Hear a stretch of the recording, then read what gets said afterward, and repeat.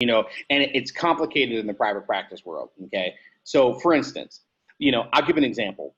Proton beam therapy is something that's been around for a couple of decades now.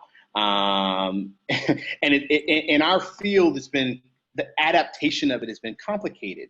There were large institutions, I think, who were doing it very well, and they've been able to gather large bodies of data to kind of compare with traditional photon therapy, and they've been doing it well. There were some institutions that I think jumped on the board too quickly, maybe without knowing exactly what they were doing with it, and those institutions just, for lack of a better term, aren't doing too well, or they're not going to survive.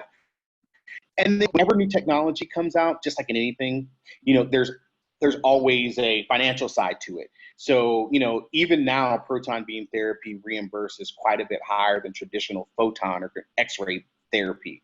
So adaptation, especially when it comes to things like private practice, is always based on a financial model. If we adapt this, given the upfront expense, do we feel like that we're going to get a good financial return at adopting this technology?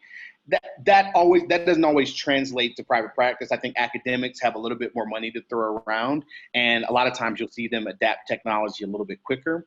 The one thing I will say is that private practice, usually, if you're at a up-to-date, forward-thinking private practice, we do adopt the results of randomized clinical trials that were positive all day. And we should be doing that to help keep the field moving in the right direction and helping patients. But with technology, it's a little bit of a different story. Private practice, you really do have to balance the cost of said technology with the proposed benefit.